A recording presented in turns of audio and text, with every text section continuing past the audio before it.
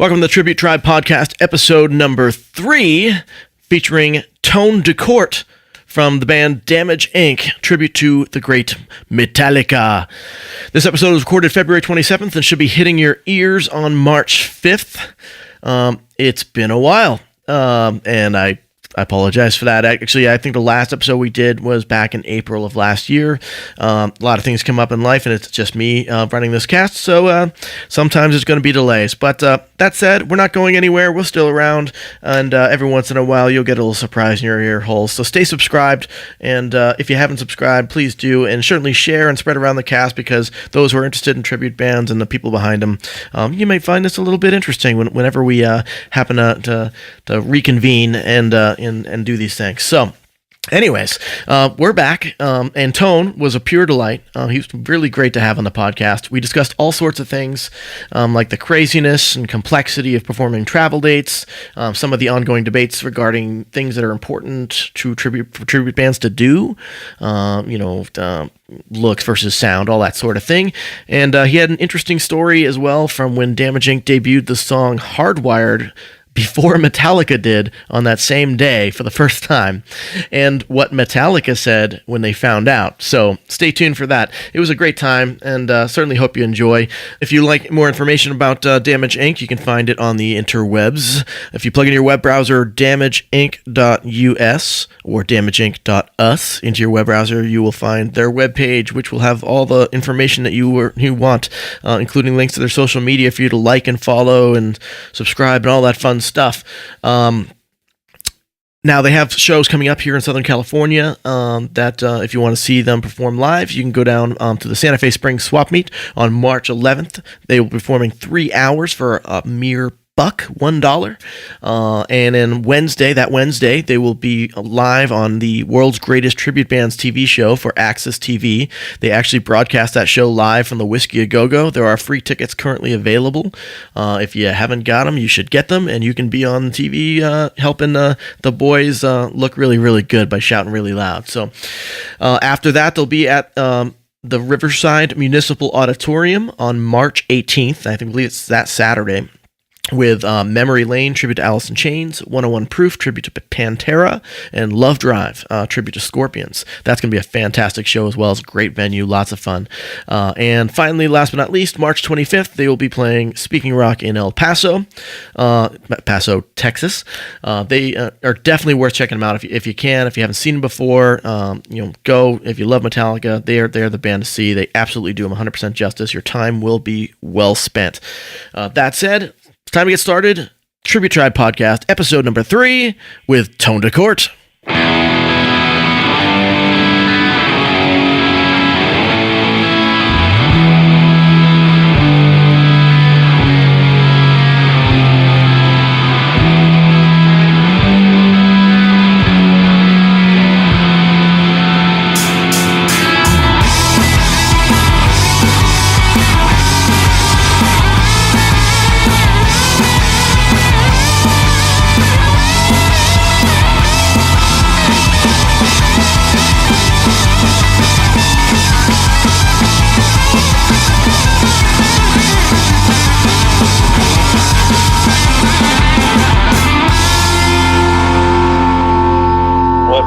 How's it going, man? Not too much. Just kind of getting home from work, kind of chilling. Nice. We can see each other, but the internet cannot. So they'll hear us, but they won't see us. And good. If we really fuck up, we can edit it all out. But I tend to not, for the most part, because it takes more time. Yeah, screw that. Just figure it out. So what's new with you, man? What's going on? Actually, the band took a nice little vacation. Kevin decided to go fly the friendly skies and go to like the Philippines and Thailand, and saw some pictures hanging out with tigers, and I'm like, wow, that's sign a little waiver, been like, hey, he's gonna take out an insurance policy in case you get eaten, Yeah, I'm just like, what does he think? He's like, King Ezekiel and The Walking Dead or something? Maybe. No, it looks fun. Anyways, I just I don't know if I would. I don't know. I mean, there's big cats, right? Nobody's ever died. Wait, there's a bunch of people have died actually. Exactly. Yeah. Shoot. Yeah. But I mean, hey, he survived, so it's cool, and everybody's happy, and it seems like he needed the break. He's been working a lot of hours and stuff, and Yeah. it was good for the band to take a break. Chris and Brightwell and myself got together and was kind of working on stuff, and now he can just slide back in, and we got some new things coming down the line. So a lot of busy time for us. We're starting to ramp up. Right on. Well, you were going pretty busy for quite a while. Well, you were playing almost every weekend, if not every weekend, for months. And that's I know for a fact how draining that can be. And you've got a lot more to carry. yeah, definitely have a lot more to carry. It just got to the point where it was like, we were hitting certain spots, we were doing our things, but then we started doing travel gigs, which, everybody goes, travel gigs are so awesome. Actually, travel gigs are not as awesome as you think, because you literally are flying out Saturday morning at the first flight, 6:00, landing, racing to the venue, hoping the gear is halfway decent. Right, because you can't bring all your gear on the plane, especially you. Yeah. I mean, for me, I bring my pedal, I bring my sticks, and I bring my cymbals, and a smaller, like not even half as many cymbals. So, and a bag full of hope. Hope, and yeah, and the boys are just like, we actually pay extra to get their guitars on the actual cabin. Right. And it's just, you get there, you rush, you do sound check, you're stressed. Now you got to race back to the hotel, take a shower real quick, race back to the venue, play the show, get done, do all the, the shaking hands, smiling, all that kind of stuff. Then race back to the hotel, take a sleep, wake up early, get back on a plane, come back, and then guess what? Go back to work Monday morning. I think what I've seen is like, it's hard to do, but like the best versions of that are where you get to do like, okay, this may be more work, but you get to do 2 or 3 gigs. You fly out, and you hit 2 or 3 dates. Like you rent a van, you load in what gear you can that you've rented or whatever to meet you on site, or you have the venue backline that you were talking about on every show, but you take the van up and you just kind of do a small mini tour with a couple of states or whatever within driving distance, and then fly back. At least then you feel like you're kind of getting your money's worth or your time's worth after the hassle of flying, right? Yeah, and the guys really never, I mean, I've done fly-out gigs, and I've done, the van tours and that kind of stuff, but the guys have really never done fly-outs. They've only done 1 or 2 before I joined the band. So, I mean, none of them had visas. Well, yeah. So it's like, wait a minute, we took you to, we got to go to Mexico, and now, like, we'll do El Paso, and we'll do 2 shows. And it's really like, we'll fly out Thursday night, be able to sleep, get up Friday, play a show Friday night, sleep, play a show Saturday, then come back Sunday. And you really feel like, okay, this was kind of worth it.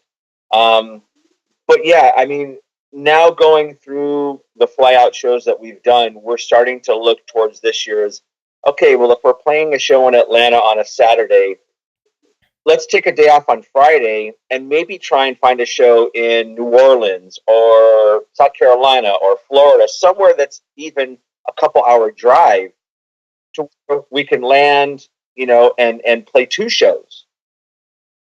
Not only just for our sanity, but also monetarily wise, the hotels and the flights kind of get split up between 2 venues, and they're a lot more likely to, run with that. Yeah, for sure, because it's easier on them, right? At that point, it's divided by 3 instead of a single gig having to be like the ultimate gig in order to make it work at all.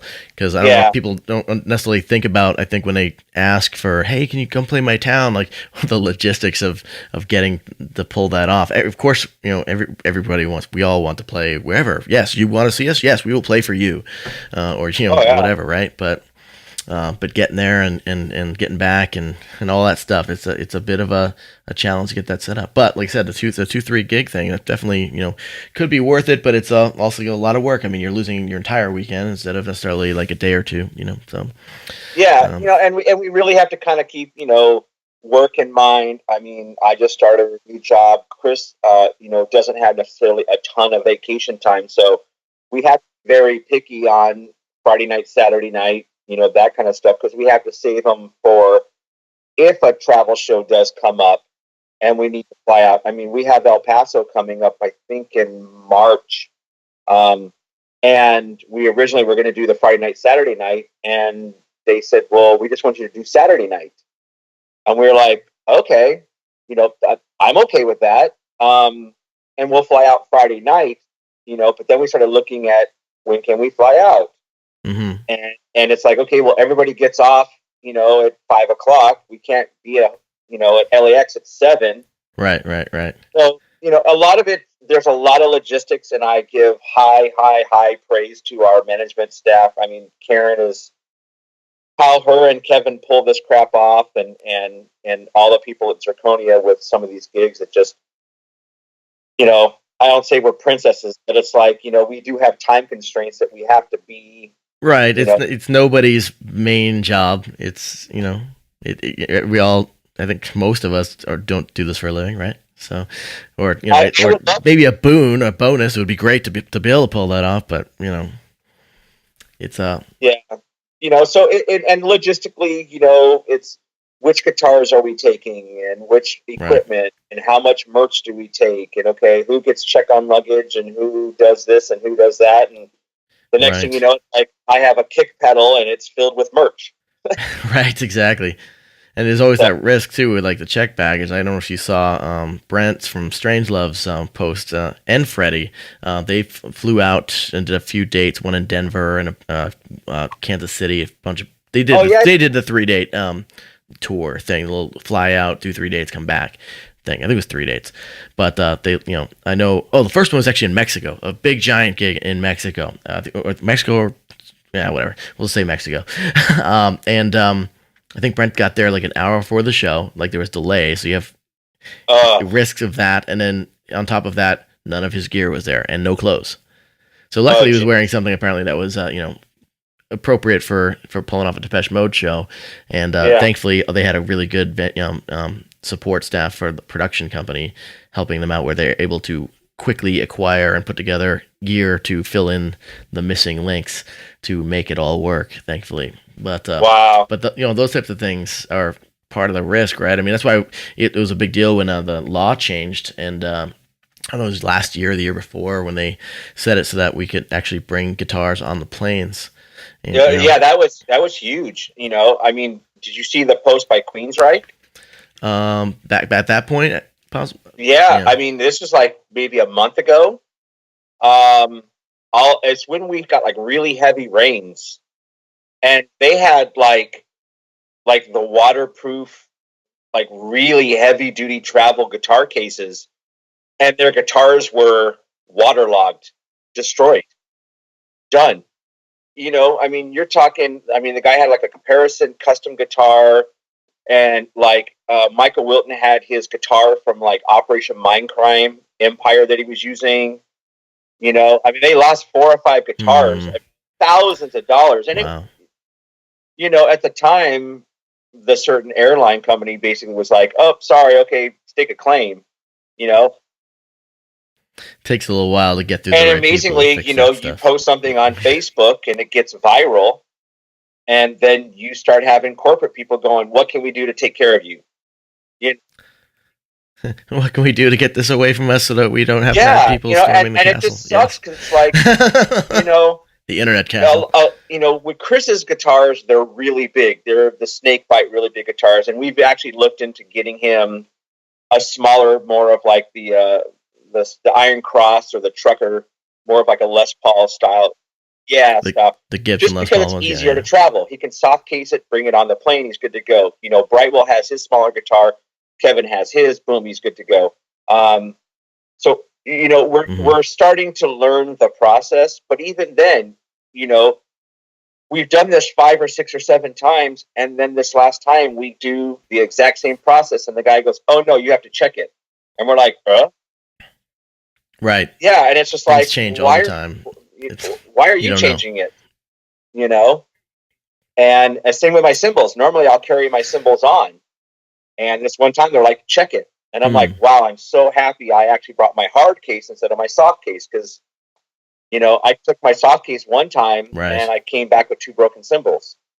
That's just nuts. That would, I mean, yeah, there's insurance and all that jazz, but it's just still, I mean, you just want your stuff to get there the same way as you sent it out. The process of having to replace the stuff, and thankfully, our band has gotten to the point where we have a lot of companies that support us.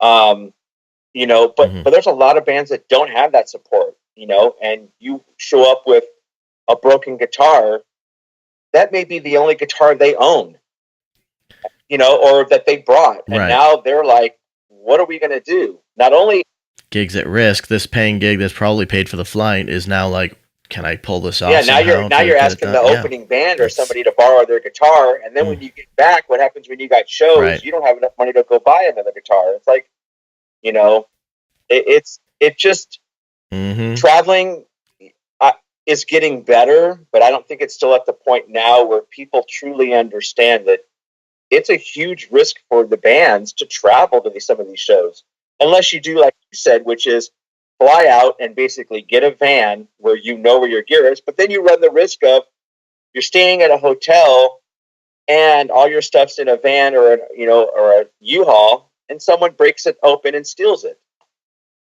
I saw that. Which happens all the darn time. I mean, Tony McAlpine happened to him.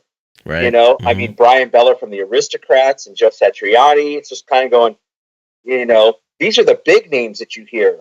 What about the little guys that their stuff gets stolen and no one hears about? And I think, most of us have heard of somebody that's had something like that happen to them. Led Zeppelin, probably 5 or 6 years ago, their entire U-Haul. And they had all the vintage, exact replica stuff. Hard to find, expensive to acquire, maybe even impossible or difficult extremely. And then you deal with the cash. You have insurance, but like you said, it's hard to find. Right. So. Yeah, great. I've got the cash back, but now I can't find this gear. Or in the case of the ones that get those custom gear made for them, you never know, right? So. Maybe they customize their own stuff. Some people do that. It's work involved. Yeah, it's nuts. But thankfully, that's still the exception and not the rule. But there's a lot of caution for bands going out there to go and do fly dates to be extra careful, think ahead, and be prepared to bring not bring your best guitar or your best with you. Just kind of have a travel version or something. And we actually do that sometimes, depending on where we play, and with the community and stuff. When we hear other bands starting to travel, when we first started, we hit up bands like the Atomic Punks, like the Iron Maidens, and said, hey, what are the do's and don'ts? What do you do? What don't you do? Do you bring extra cables? Do you bring less stuff, more stuff? Right. Even to the thing of like my stage clothes are in my backpack that I carry onto the plane. On the plane, for sure. Just those little things here and there that you're like, and not don't want to make it a bummer, but there's things you have to kind of pre-plan before you travel. But don't get me wrong, I love doing travel gigs. I love going to places that they've heard the name. They've maybe seen a few videos on YouTube of us. Right, and that's the payoff, right? Is that if you go through all that work, because on the other side, you've got this rabid fan who's probably brought a bunch of his friends and spread the word for you out in this place where you've never been, and they're going to be yelling for you, and next thing you know, you're building a fan base, in a location that you've never even been to, which is absolutely insane. Yeah, and when you think about it. It's really weird that a lot of the most memorable shows have been the travel gigs. El Paso was just holy moly. From the crew to the staff to the fans were just wow. Mexico was just overwhelming. You talk about America has fans, Mexico has fanatics. You can tell the spots where people are like live music starved. where they just don't get access to it. Us in Southern California, we're fortunate enough that we have a wide variety of tribute bands and big name acts all coming through at various points. So we get to see almost anybody we want. Very spoiled.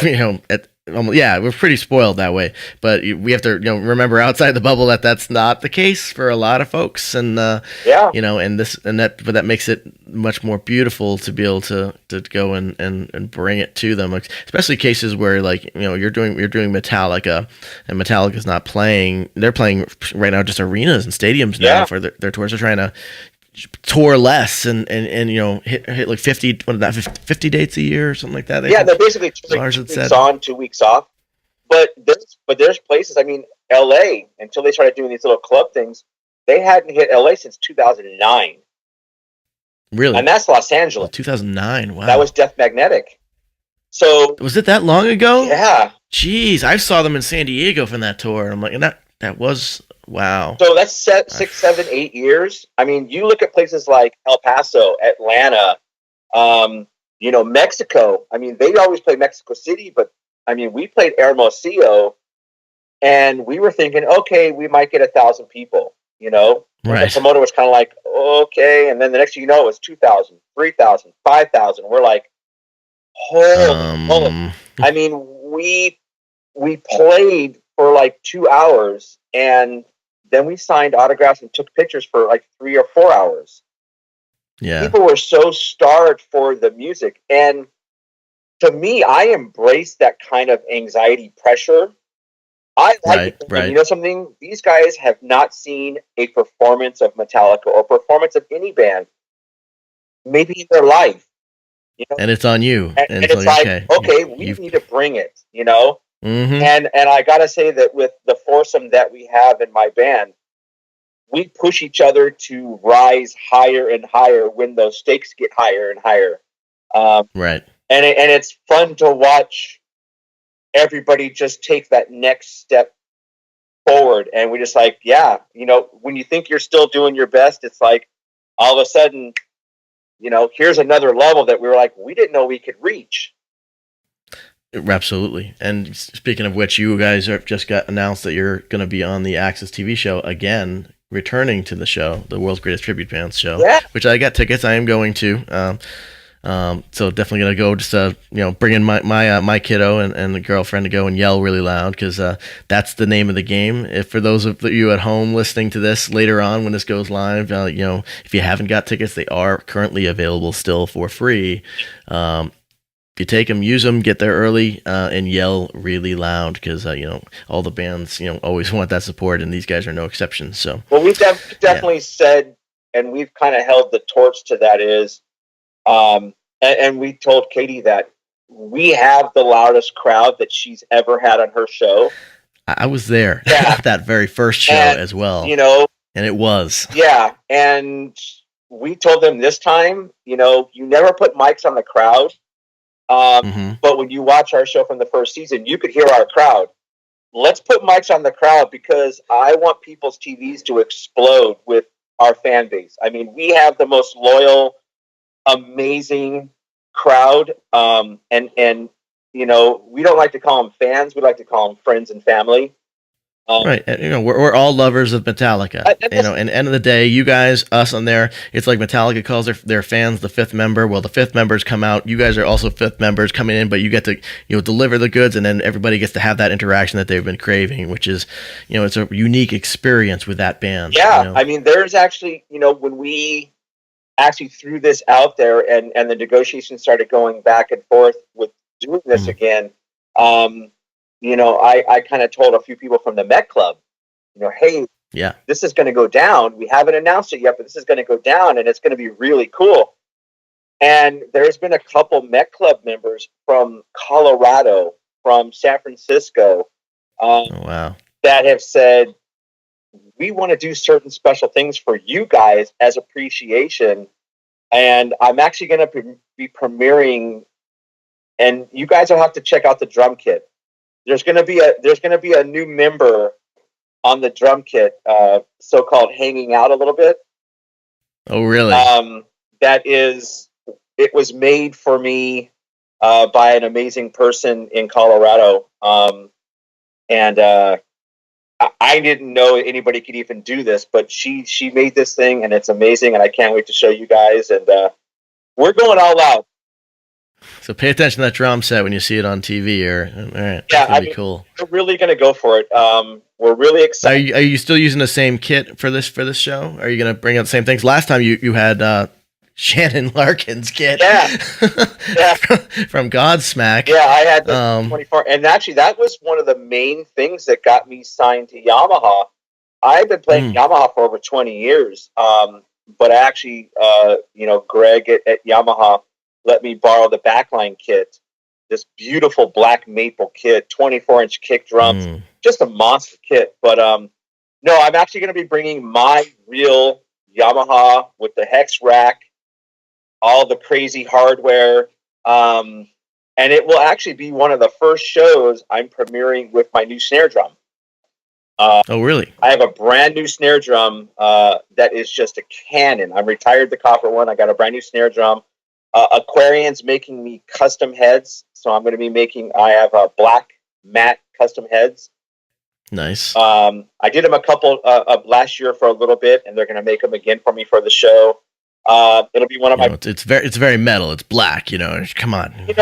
Yeah, Lars plays white coated heads. I mean, I talked to Aquarian. I'm like, "Can you do black?" And he's like, "Yeah." And I'm like, "That's even more metal." So that's like that's some people would say something too with that, with the kit differences. Lars does a Atomic kit, you play a Yamaha kit, and you have a much larger kit. You have more stuff going on your kit as well than his. There's a big debate. I mean, the purists say I should be playing the white, big four Tama kit from like maybe the Black Album and Justice era, which is great. Tama makes great equipment, but I'm a Yamaha guy. I have a Yamaha tattoo. I'm a Sabian guy. I have a tattoo. I'm loyal to my people, and honestly, me personally, I love the way my Yamaha drums sound. I love what they produce. He's played the 4 toms, and now he's playing 2 toms on top. So I see the difference. I do 3. I still do 2 kicks. Because more is better. Yeah. You look in the studio, and he's using like 15, 16 different cymbals. He's got them all over the place. Well, live, he shrinks it down. For me to play the different sounds and the different things that he does through all the eras, I like a lot of different sounds. And be able to play the songs like they are on the album, I have to have certain cymbal configurations, because there's a lot of overdubbing that he did that if cymbals are not in certain spots, I can't play. And for me as a purist, as a musician, I would rather you be able to go, it sounds like Metallica, than, oh, hey, by the way, your drum set looks like Metallica, but it doesn't sound anything like it. There's an endless debate on that too, with which I'm with you on that, by the way. I mean, I'm for the sound, I'm for the feeling that you get, and if there's energy and it is delivered to you in a powerful manner that can suspend your disbelief, you can close your eyes and be like, okay, I'm listening to Metallica. You get amped up and you start having that back and forth that I was talking about earlier with the people in the crowd and the band, the chanting and all that stuff. But there's been obviously an ongoing I don't want to say battle, but like discussion or just whatever, like differences of opinion, where the priority on looks versus sound when it comes to tribute bands, and I find a lot of people, like when it seems to me from just observation and not a ton of like booking experience per se, but my observation seems to be that a lot of people like trying to book bands that they don't know, they start off with the picture, before they even dig in any further with it, right? So I mean, you guys have been, have sort of like won everybody over the time, because came at it when, okay, you have Chris Knight as your center, who looks basically identical to James Hetfield, or damn close from it. From a distance, you would not know. I refuse to walk down the street or at NAMM or in Vegas, or even after shows. I just don't even stand near him, because it's just he's gonna be swarmed all James. Yeah, I mean, he looks like James Hetfield, and it's not by choice. It's just that's what he looks like, and Right. and it works, and it's great. I mean, I look nothing Fortunate like Lars. genes.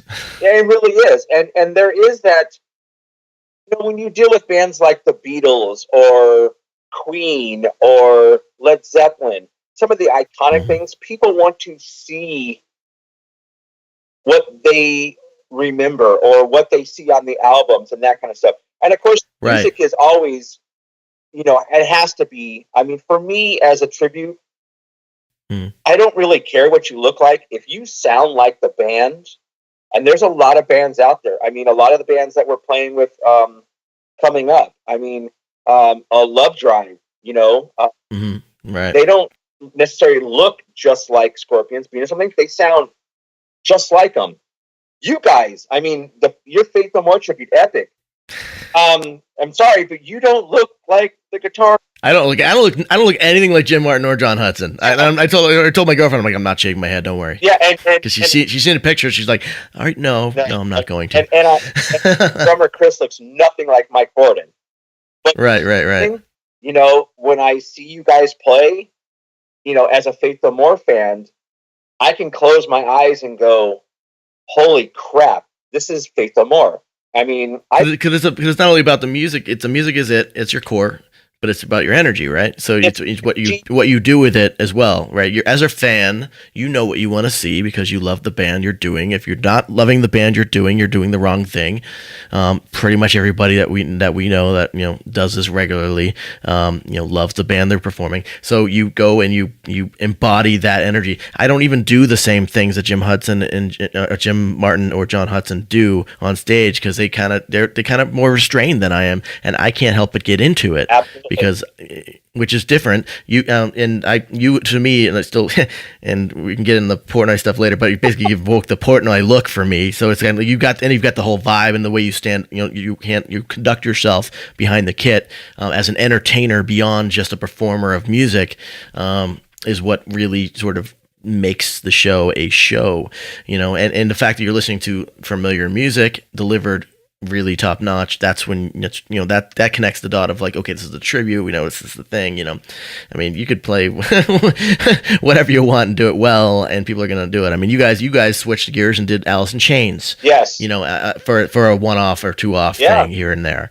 I mean, it and you still rock it, right? So so you can kind of like you have that ebb and flow and that flexibility, I would say, actually, to as long as you are able to deliver quality music with good energy, I feel like that's like the main key of it all. And honestly, right? I mean, I would ask someone that comes to a tribute show and go, would you rather four guys look identical to Metallica, right, and they sound like a garage band that's played for 3 weeks, or would you rather come to a show where maybe one guy looks a little bit like him, maybe two guys look a little bit like the guys, but they sound, and they put in the blood, sweat, and tears to sound as close to Metallica as possible, and then go, something, but they're going to perform their butts off on stage. When I first joined the band, I had come from an Ozzy tribute, which was, Tommy Aldridge and Randy Castillo. I mean, these were like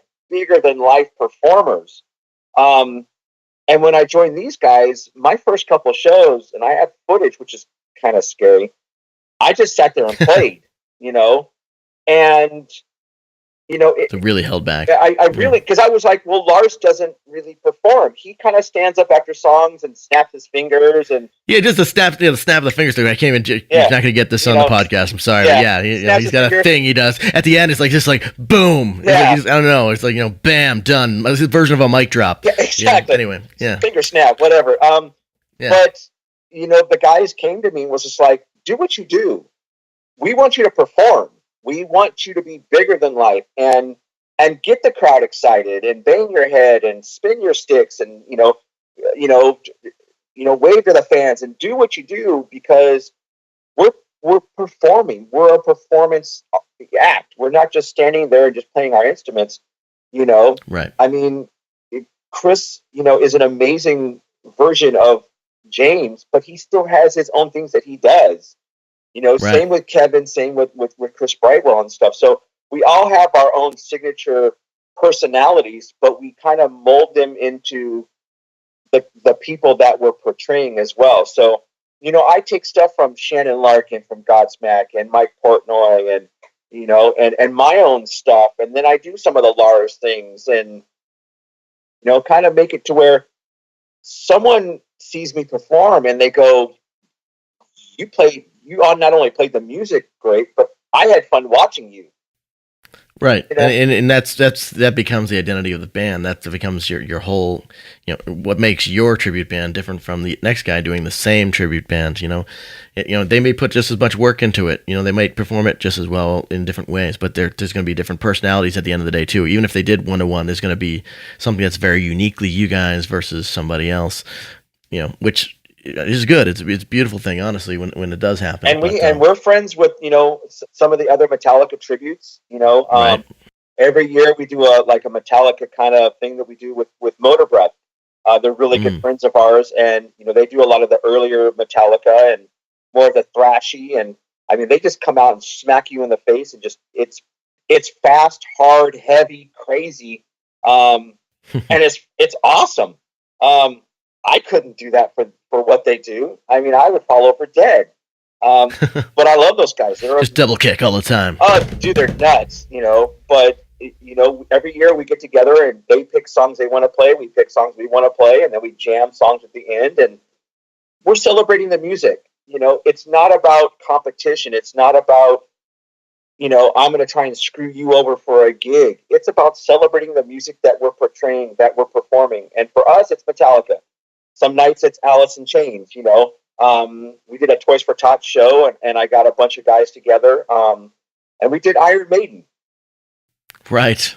I remember seeing that too. For nothing else, it was every time we do sound check or every time we screw around, Kevin and I are always playing Iron Maiden. I have an Iron Maiden tattoo. I love Iron Maiden. So it's like, well, why don't we just do this one time just for fun? So we put a bunch of guys together, didn't rehearse at all, and we played a show, and it was like, all right, cool. It sounded pretty good. I was kind of impressed and surprised. I'm like, wait a minute, okay. I mean, you don't just pick easy songs. you guys go for the hard stuff, and then you end up and you kind of I don't know how you all pull it off. Everybody just does the homework and comes ready to just destroy. And that's the cool thing about being a tribute is you have documentation, you have videos, you have tablature, you have records and stuff, whether it be live. Certainly a tribute musician in modern day with all this stuff. Cause, yes. I'm sure that's why part of probably why the tribute band thing was not so giant, 20 years ago is because, a lot of that those resources weren't there, and I guess there was also differences in the culture and all that stuff too. Well, I mean, people still think of it as, well, you're a cover band, and I go, well, a cover band plays. Some do.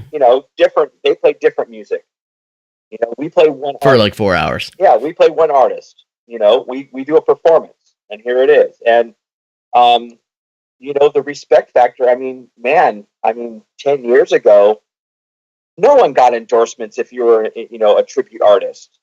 No one got, you're like, okay, you're just another cover little guy. You're nobody, But nowadays, I mean, a lot of these bands, whether it's the Maidens playing in front of, 30, 40,000 people in South America, or the Atomic Punks playing, all over the nation, or Wild Child playing all over the world, tribute bands are starting to get the respect because people want to hear the music. And unfortunately, the artists that we're portraying are not going to come to your neck of the woods all the time. And of course, no disrespect to the artist. I mean, we get it. I mean, they've put the work and they've made all this awesome stuff that we all love. They've done their hard work in the van, in the early days onward. I mean, they worked their butts off. They've done, most of them many tours. They've pushed their stuff out. The reason why it got to our ears to begin with. Absolutely. Right? So hey, they deserve to go at whatever pace they want, and all you can hope for is to do them adequate justice, so that the people that you are delivering it to are getting a good quality sound of it, and then maybe they'll become, people who didn't hear about them before will become interested and so forth. It kind of reciprocates it. It kind of keeps the whole thing going. Even when we're basically just a big commercial for them. Right. We're not looking to steal their thunder. We're not looking. All we're doing is to go to these places where they may not be, and stand on top of the mountain and blow the horn and go, hey, you know, we love this music. Everybody loves this music. Come party with us and let's celebrate this music. And when they come around, I'll be standing right next to you, you know, in San Diego or LA or wherever, as a fan of the music, standing next to you at Metallica going, yeah, you know, singing the same songs that the day before I may be playing. Exactly. Because in the end, we're all just fans of the music, you know, and that's what's really awesome is when you get all of these bands that just, they get it, you know. They're not looking to be the next rock star. They're not looking to do their thing. I mean, we get asked a lot of times, do you do original material? And we tinker here and there. But we're so busy with our group and we're having so much fun. Like, why put that pressure on us? Like, you know, if you do what you want to do, right? I mean, if this is working and people are latching onto it and you're getting that, I hesitate to say fix, but, you know, energy, maybe like energy fix. I mean, do you feel like that? Do you feel like, you know, it's like, you know, it's kind of like an addiction. You get up on the stage and have the feedback and it's like, this is it. Like, I need more of this. Can I get more of this every time? I always say the 22 hours of not being on stage sucks. But those 2 hours or the 90 minutes or whatever that you're on stage is just, it's absolute, it's bliss. It's just, and then when you get it's adrenaline, it's sweat, it's you know, loud, ringing in your ears after, it's all worth it because, you know, all that stuff happening at the same time, people yelling at you, and, you know, and not in a positive way, not like, you know, like, fuck those guys, get them off stage. No. But yeah, you get that interaction going back and forth, and to me, like, you know, playing Access TV, you know, and hearing, you know, them sing so loud that you could hear them over the monitors, or playing shows where, you know, I've got in-ears on and I can hear them through the microphones, and I just go, wow. Like, if I'm playing in front of 1,000 people at a House of Blues and this is like just blowing me away, I can only imagine what the real band, what, you know, Lars and Kurt with the arenas and the coliseums and the pyro and the, you know, the just a wall of noise coming back at them. I mean, I saw Metallica at the Palladium and was just like, you know, I was screaming my head off. It was awesome. Gosh, you know? Yeah, I totally missed out on every single one of those. I regret that decision terribly. Because I can't get the arena show either. I looked those up. The tickets for the upcoming arena show where they're coming out in San Diego and stuff. I couldn't get it because of simple timing, you know, money and all that fun stuff. But you know, I missed out on the 2 LA shows. They were here twice in small venues. Yeah, twice, not even once. I missed the first time at the Fonda, and Brightwell and Chris went, and then I actually got to go to the Palladium show, and that was the night of the Grammys when all. That was the night where Hetfield was pissed as fuck because of all the shit that went down with the technical difficulties at the Grammys. I don't know if a lot of people know, but the equipment that they used on the Grammys, as soon as their song was done, they packed it up, put it in a truck, raced it over to the Palladium, because we show up, there's no drum kit, there's no drum fitter, and I'm just like, okay, this is kind of weird. It's going to be showtime in like an hour and a half. It is weird because he normally has 2 kits going, you know, so you'd have one. I'm like, look, you're freaking Lars. Like, you should have, like, you know. Well, they usually have one out back from the warm up. I guess they didn't need a warm up because they probably already did that for the Grammys. But very strange, interesting, unique show. So how many songs did they play? They played an hour and a half. Oh, they did a full. No way. You know, and they you know, it wasn't their lighting, but they had their own sound guy there, their own lighting guy there. Yeah. The guitars that they used on the Grammys, they didn't use at the Palladium, which was kind of different, which was cool. I was cool with it. And, I mean, they came out, you could tell they were pissed, because James came out guns. Got something to prove. And the sound guys checked over and over and over again to make sure the microphones were working.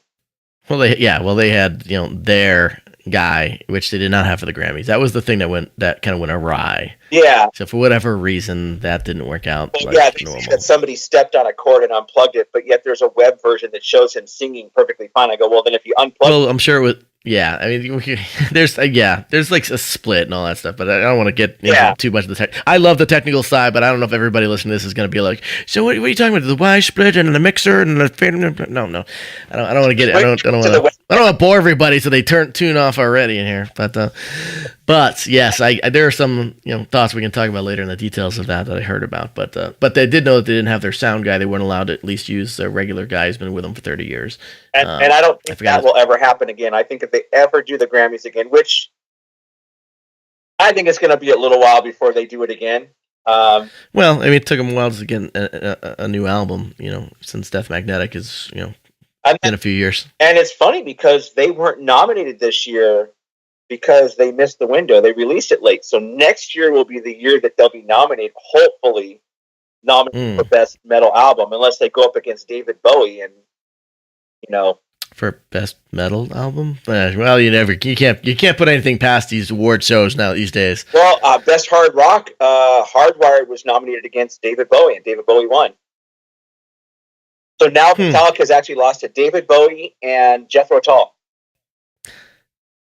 It depends how much stock you put into that sort of thing, I suppose. Yeah. I don't know. I don't pay really any attention. I mean, all the award shows really. I didn't really watch that, so honestly either. Yeah, neither did I. And I honestly didn't want to watch it knowing that there was technical difficulties either, because that just makes me cringe, because I know how I'm feeling on stage when something weird happens. Yeah. And you're like, oh gosh, okay, we got to keep rocking, but in your head you're like, what the F is going on here? Oh, you know what? Yeah, totally. You're my guest on my cast, but I'm still going to tell you a story because it is kind of funny. Our last show with Epic, we played at that Riverside Municipal Auditorium last week from Saturday. And Chris played with no monitor at all. Like he didn't have any monitor. Like we all sound check and had everything. And apparently during the show, at some point the monitor went out. And I don't know, we were just go, and he didn't have the opportunity to be able to flag anybody to fix it. So he played like a trooper and did the whole show without that. So and thankfully none of us noticed. I'm in my in-ears, and the other guys, nobody noticed it. So that's an interesting scenario. Yeah, I've actually had that. I had that happen in Atlanta about an hour and a half into the show. The amp that powered the drum monitor overheated and blew out. And with our guys, they run the Studio Devil pedals, so there's no amps on stage. Right. So you've got no ambient noise for guitars whatsoever coming out at that point. I've got Thunder Kevin over here with his 8 pins, and that's it. And I'm like, okay. But you make it work, and you have to, right? That's why you got to practice without stuff and be like, okay, I'm playing to a click in my head, Yeah, and at that point you just kind of go, okay, well, we'll do the best we can, and and hopefully you have guys on the side of the stage that can kind of be like, I have no monitors, Right. Yeah, it is nice to have a guy.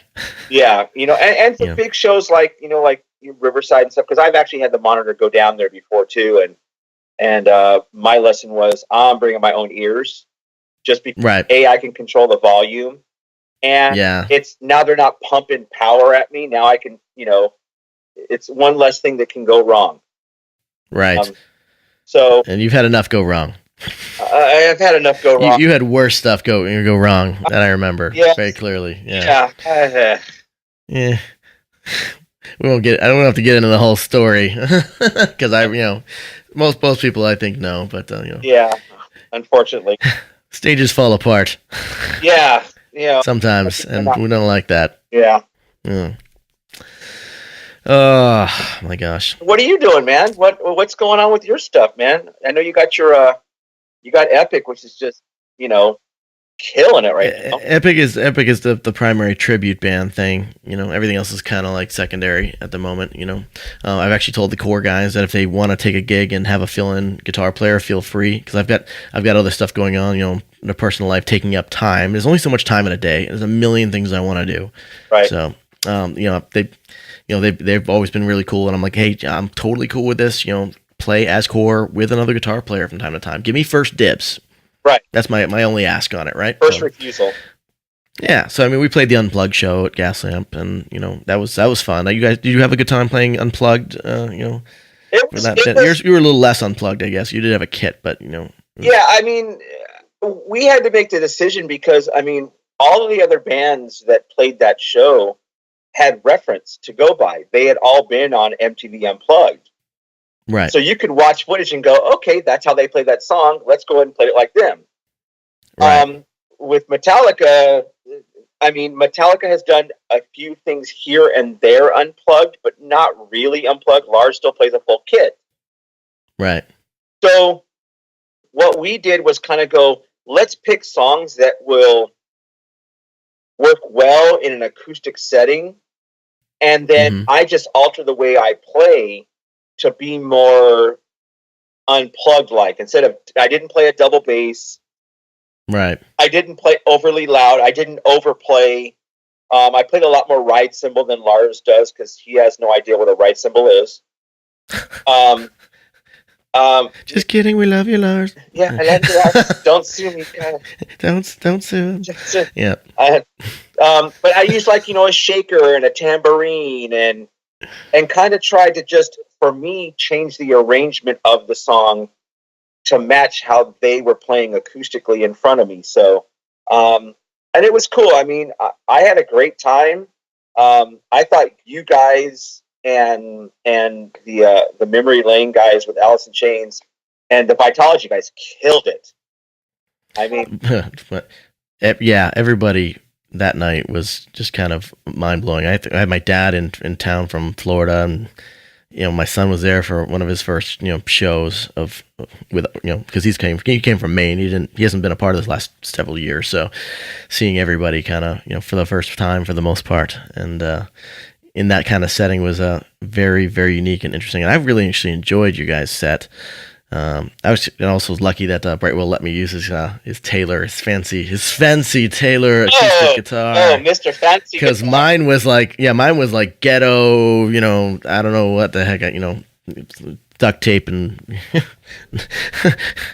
and dental floss. Whatever. I think part of the reason why that it worked so well for our set was because of that. So I have to thank Brightwell for that.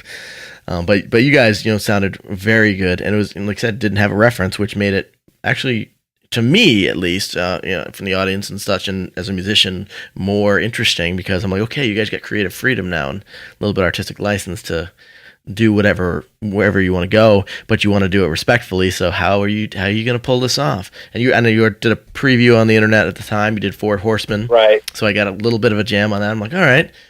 So it's kind of bluegrassy Metallica, and you either go bluegrassy and Dixie, or you go kind of reggae or jazzy. I mean, right? If you go acoustic, there's really not much where you can go. But I mean, It was funny because we had a rather large list of songs, and then we got together acoustically and started trying them out, and we would get to a point where it was like, nope, this ain't gonna work.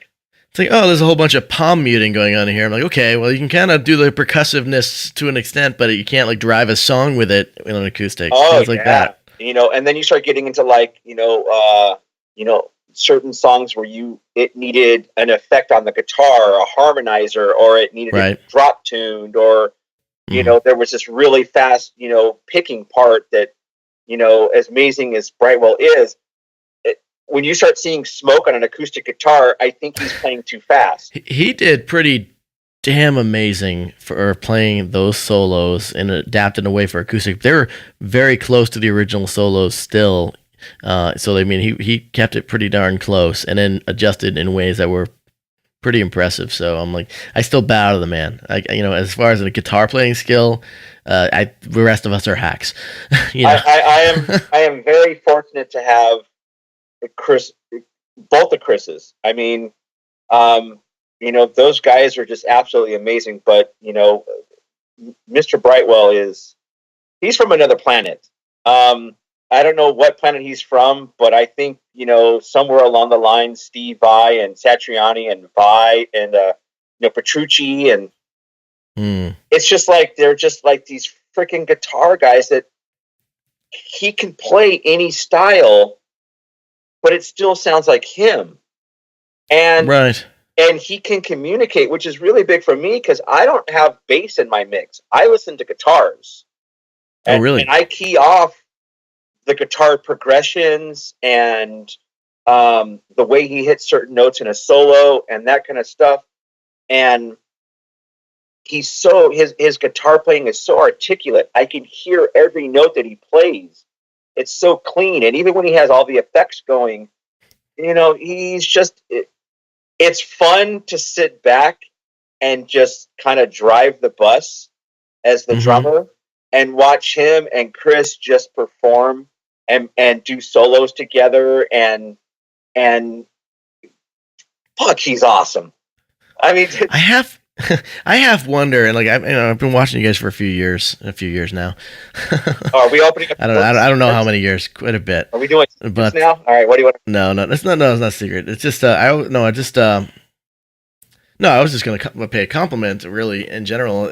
Actually, is that you guys but you guys being the Chris's, Knight and Brightwell, when they go and they actually do the harmony guitar parts together, and I had not seen Metallica do them very, very well. I'm sorry, Metallica, but it's true.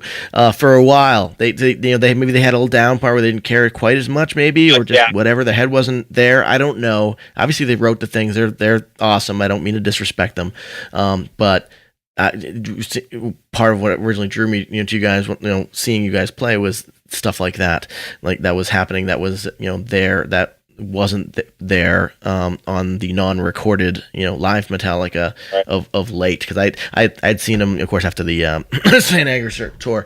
Excuse me. The Tin Can tour. Yeah, I missed that one on purpose. Yeah.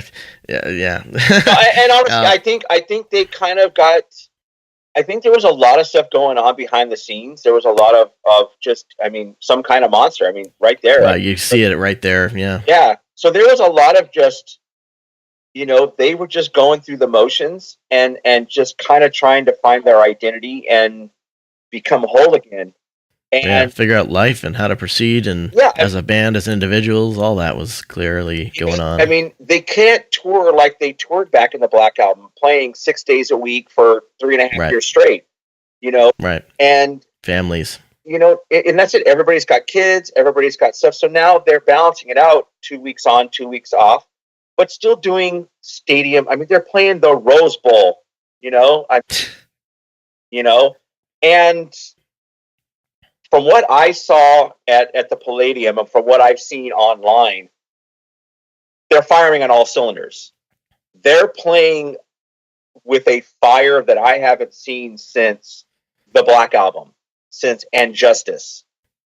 They're coming on this tour, without a doubt. And they're coming out to basically say, we're just going to make this point blank. We're one of the few bands that can still put on a 2 to 2.5 hour show in a stadium, and absolutely kill it, and when I look at it, I go, who else can do what they do?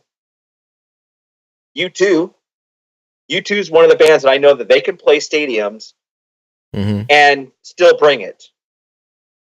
Metallica. I'd throw Pearl Jam in there too. They've done a 4-hour set last time they played San Diego, so I got to give them a little bit of props there. But do they play? They play the Rose Bowl and stuff? Right. Are they playing? Are they playing in front of 100,000 people? No. Yeah. Not every time, for sure. And I love Pearl Jam. And playing for 4 hours. We played 3 hours and 40 minutes up in Vegas before the Rock in Rio show, and I slept good that night. Yeah, without a doubt. Well, you were basically running a marathon the entire time. I actually had a pedometer on my phone. Really? Yeah, and it was, I actually did over 29 miles. So it'll actually track your steps when you're doing. I actually tracked playing your drums. Yeah. Wow. And I did it was pretty stupid, and I don't know why. Are you doing? Did you have to keep up physically in shape and train or something be able to maintain this consistently? Or there is. I may not look fit and trim, and I can't do 100 million sit-ups and that kind of stuff. But well, no, we're on the podcast. Nobody sees anything. You look fantastic. Awesome. You're so ripped, man. Gosh. Yeah, you should be an American gladiator. Yeah, that 12-pack of Suns up on the rooftop. But no, I mean, you put me up behind a kit, and the muscles that I need to use for playing behind a drum kit, I keep them well oiled. I always warm up before a show. I do 15 to 20 minutes of warming up. Just because I'm not a spring chicken, I'm not 20 years old, and and the music that we're playing is really demanding. Especially since our band likes to kill the drummer. Let's play all the really fast songs back to back to back and hope and pray. And double time. Let's go. Yeah, and hope and pray he doesn't die. Oh, look, he survived. Let's play another one. Sweet. His heart's that much stronger now. Let's go. Yeah. Okay, good. He's ready for the next show. But yeah, I mean, it is a thing, but it's also how I built the drum kit. It's very ergonomic. So yeah, I mean, I built a kit ergonomically to be able to minimize the stress on the body, because we do 2-hour, 3-hour shows. We'll play the swap meet. It's 3 hours. I mean, it's an all-day event. Right. We'll do fantasy. You get a little break in between at least each hour. It's not like 3 hours straight, because that would be the worst. But which actually I don't like taking the breaks, because it gives you time to cool down, and then you have to warm back up again. Right. Yeah, I guess that makes sense.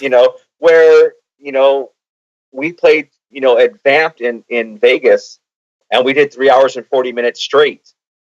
And about 30 minutes in, you kind of like, okay, I've broken the sweat. I feel like a racehorse. Okay, I've broken the sweat. I'm warmed up. We're into the set. And for the next 2.5 hours, I was like, dude, I'm like a well-oiled machine. I'm having a great time. Everything's going well. And then at the 3-hour mark, all of a sudden I look at Kevin, and Kevin looks at me, and I go, I got to go to the bathroom. I forgot about that part. Yeah, and it's got a bottle. I mean, I went to the bathroom before the show, but of course, in 3 hours, you're like, darn it. And by about the 3-hour, 15-minute mark, he looks at me and he's like, I gotta go to the bathroom too. Bass solo, go! And it really was like, Brightwell, play something. Chris, talk. And Kevin and I ran to the bathroom, peed, and back on stage and did like another 40 minutes. And, that's rock and roll. And just like, what are you going to do, man? Hey, you got to go. So, those long epic shows, they're good because you pace yourself, but at the same time, you get into a rhythm. And Chris Knight's amazing at writing a set list. He writes a set list to where, we're not just killing ourselves at the first 5 songs and then like riding out the wave at the end. He makes it to where it goes up and down and there's peaks and valleys, and it gives the people a chance to kind of catch their breath. We're just not doing and we've done it. We've done shows where we've just done like every hard song for 90 minutes straight. Right. And it's like you get done with the show and everybody basically falls over dead. And you have the luxury with a band like Metallica too of you have a lot of hits to choose from. You can do a show of hits and yet have so many different options. You've got Battery, and then you have Unforgiven, or something slower, right? Sabbath True, more groove, slow thing, or whatever. You thankfully you're not going all out the whole time. It's not all hardwired. Yeah, hardwired.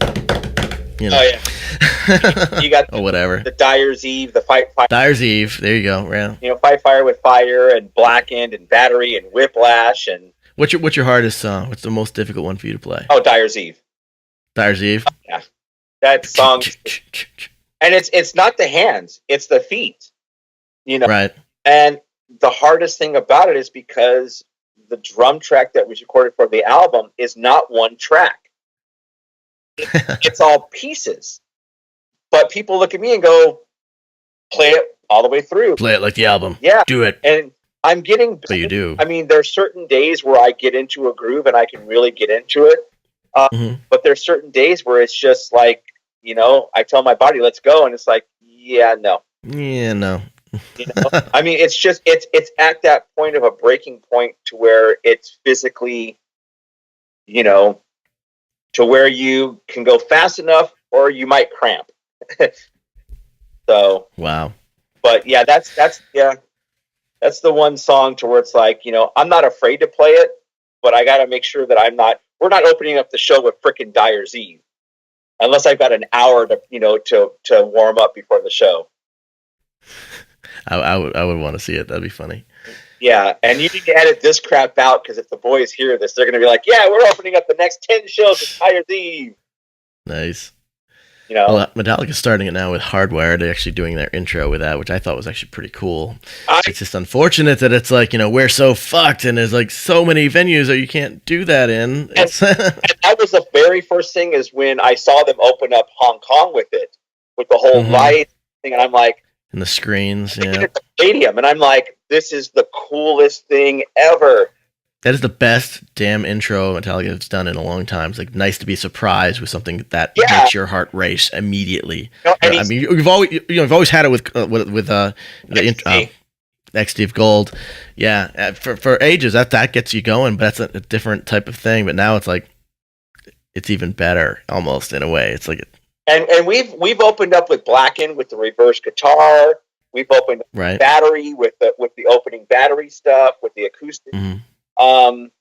We've kind of changed it up here and there. But Hardwired, as soon as I saw that, I was like, that would be the coolest damn thing ever. And then the next thought was, but where are we going to pull it off? We can't do that at the OC Fair. We can't do that at any of the fairs. We can't do it at any family venue. Can't do it at the swap meets, Gosh, I mean, you can do it. You can do it at Vamped or certain types of shows, but Vamped, man, Vamped. Vamped is one. You could pull it out at Vamped. See, there. Getting a preview, Vamped. Be warned. There you go. Be ready. And it's great because all of us have hooked onto this new album, double album. We're loving it, and we're excited about it. It's definitely fired. It's put a nice flame, a moth into flame. It's put a flame under our ass to. Flame under ass moths. We need it. We are learning songs, and we're learning them. We did the first 3 albums. We learned. We're at around 60 songs right now, and and we rotate about 40 of them. How often do you guys have to rehearse? I mean, do you have to review these things so often to keep them fresh in your forefront of your brain? I mean, I give like 30, and I kind of. I forget them. I get parts. I'm like, I got to do homework, but then rehearse with the band, and then everybody is tight again. We rehearsed 1 or 2 times last year, and I think that was only to learn new songs and to do the Damage in Chains, the Alice in Chains cover, a tribute. Yeah, I mean, so you guys can show up, homework done, prepared.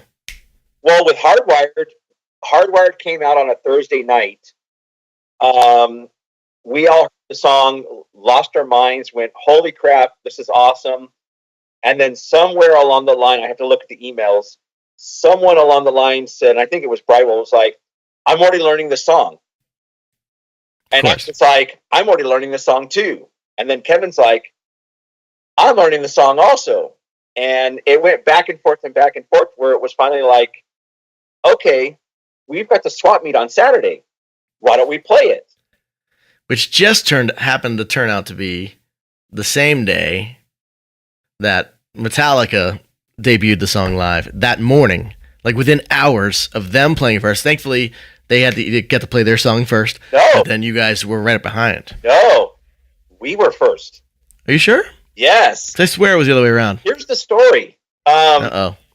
So we learned... Sorry again, Metallica. Lars, don't sue anybody. No, actually, and this is kind of funny because it got back to them. Oh, did it? Oh, yes. This is a new story then. All right, let's do it. Yeah, so we learned the song. It's Friday. We're learning the song. We say, okay, during sound check for the swap meet, we're going to run through the song 1 or 2 times, just make sure we got everything dialed in. Mm-hmm. And we had to change the words. We're in a family-friendly environment, so it's like we're so stuck. Straight out of luck, yeah. Yeah. So we figured out the words to make it family friendly. So we said, okay, we're going to premiere the song in the second set, 2:00. We play it. I had no idea that someone was filming it.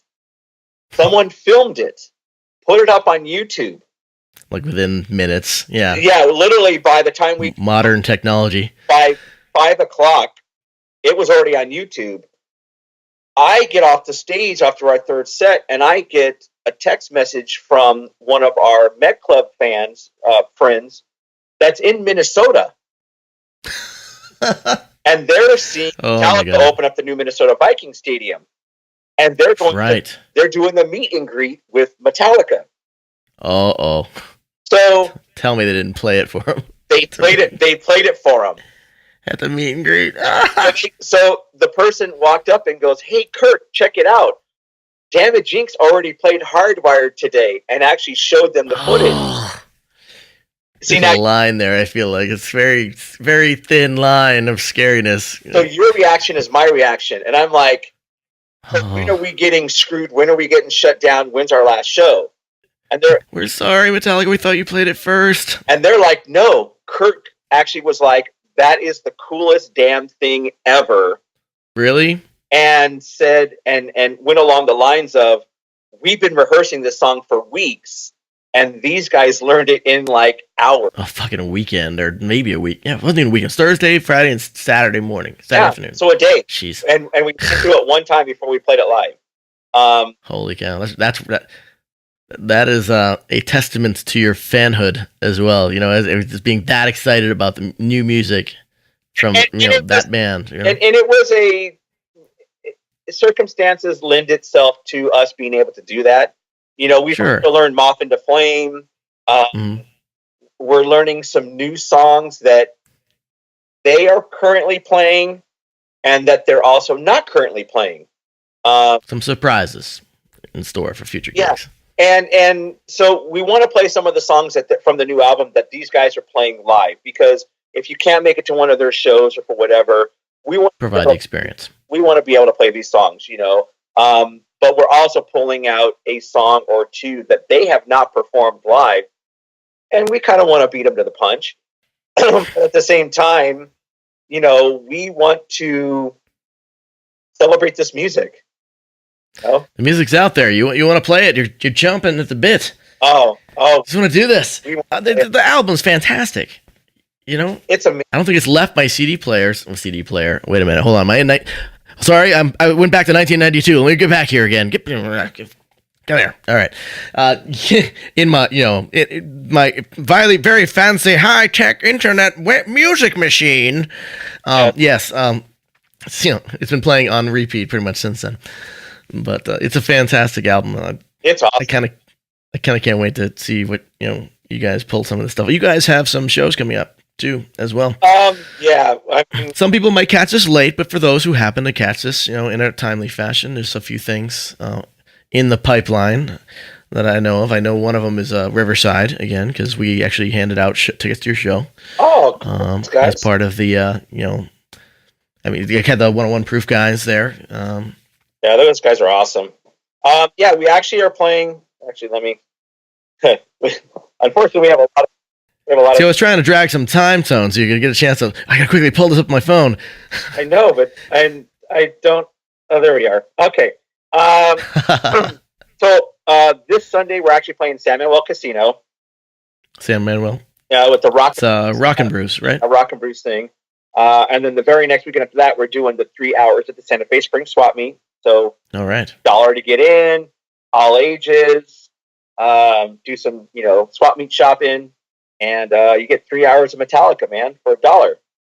Can't beat that. 1, 2, 3 beer. Yeah, lots.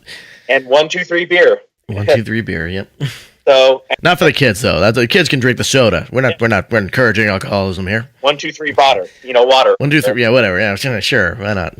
Diet soda, whatever. And then usually, like that Wednesday, we're doing Access TV live, and we're doing 90 minutes. So we're not doing the quick 60-minute show. We're doing 90. That was a full 90. Yeah, and we're going to kind of do an encyclopedia of Metallica. Like if someone had never heard Metallica before, and you wanted to introduce them into what Metallica is, that's what we're going to do. We're going to give a lot of the hits, but we're also going to play songs that are, the lighter stuff, the heavier stuff, the more commercial stuff, and maybe something new. Perhaps. It's actually, we're running a little long here, and I apologize if you have to go. Just let me know. But as we wrap this up, anyways, so do you have a lot of control when it comes to like performing the music on the live TV show? Do you have is there a back and forth that has to happen? There's before you're choosing your set list? Yeah, there's definitely a back and forth. There was a back and forth in terms of possibly doing a complete album. And what album would you do? What songs would you add if you were doing a complete album? And it just finally got to the point where, doing a complete album would only give a little small snippet of what Metallica is. And right, like one era, ish, Era, whether we're doing the Black Album, is someone really going to want to hear, Of Wolf and Man or Don't Tread on Me, instead of hearing something maybe like, For Whom the Bell Tolls or Fuel or something new off the new album. Right. So it was a good compromise between both sides to go, let's just make this as if somebody never saw or heard of Metallica, was a rock fan, and was like, who's this band? And that's what we did. That sounds fantastic. What's the date on that again? March 15th. March 15th. Yeah, live Access TV. Yeah, go to Damage Inc. on Facebook or damageinc.us, damageinc.us. Get tickets. It's going to sell out. We have a lot of really cool things, a lot of really cool songs planned. And then we've got RMA literally the next Saturday after that with our guys, 101 Proof, like you said. Memory Lane, Alice in Chains tribute. That's just amazing. Which, just to give you a sneak peek, I'm actually going to be playing drums that show. Really? I'm doing double duty. Oh, boy. Yeah. Well, that'll be fun. Yeah, Sean, their normal drummer, is going to be on tour, so those guys have been nice enough to ask me to sit in and throw a little shot. Well, you better be hitting extra hard, to make up for the lack of that Duncan. Sean Duncan is a mighty hard hitter. Yeah. I've never seen a drum kit move so much, and the whole riser move so much when somebody plays. I'm going to get my rack, so hopefully my rack won't move too much. But yeah, I'm going to. You'll be solid. Yeah. I'm going to bring the thunder. So. Oh man, that'll be fun. But we're traveling all over, man. We've got San Diego and the OC Fair and Atlanta and Vegas coming up. So we've got a lot of shows coming up. Definitely check us out. Come to Facebook. Come to damageinc.us and hit us up on Facebook or wherever. Let me just drop one last thing on here. I just want to make a comment. Kind of a shout out for 101 Proof. Those Pantera boys, that Pantera tribute band, you guys are playing with them at the Riverside Municipal Auditorium at that show. They're direct support. They're doing direct support this time. Yeah, that'd be good. They've been opening up the last couple times, and now they get to go on the direct support. That's gonna be even better. But they are super cool. They actually, just so you know, stellar guys. They went above and beyond. They actually promoted our show, my band's show, and Karen and the Pumpkins and the Total Distortion, all those guys, the show that we just did, they were promoting that show. They're not even on the bill, but because they're friends of ours and they get the vibe, they understand the bit of we all support each other. That they helped out and they helped make that show as stellar as it was, and it was pretty stellar. So just a huge much love to 101 Proof. Travis and all the boys at 101 Proof. I mean. We met those guys at M15. They got us up on Facebook and was like, we want to play with you guys, and basically convinced the promoter to put them on the bill. And 2 songs into it, we were standing in the front of the crowd just going, hell yeah. And they definitely deliver the goods, without a doubt. They are the closest thing, and I posted this a couple of days ago on Facebook. They are the closest thing to Pantera you will see. They perform Pantera like we perform Metallica, with their blood, sweat, and tears, and they go for it. And it's an honor to share the stage with them, Memory Lane, and the Love Drive guys. It's going to be a great show. Free tickets, hit us up on Facebook for Riverside, and hope to see you guys there. All right. Tone DeCorte from Damage Inc. Thank you again. Appreciate your time for jumping in on the Skype and shucking a bird at each other and all the fun stuff, that you can't see happening. I've known Tone a while, so, we can fuck with each other a little bit. But thank you so much. It was cool to have one of you guys finally on this. I've actually been wanting to have one of you guys from your band since I started this thing over a year ago, even though I've only done now. This will be episode 3. Awesome. But hopefully we'll get that up real soon so that people can get excited for your upcoming shows. And I'm really excited. I will be at both, so I will see you at the Whiskey for the Access TV and at Riverside. So awesome. I'll be seeing you here real soon. Thank you so much.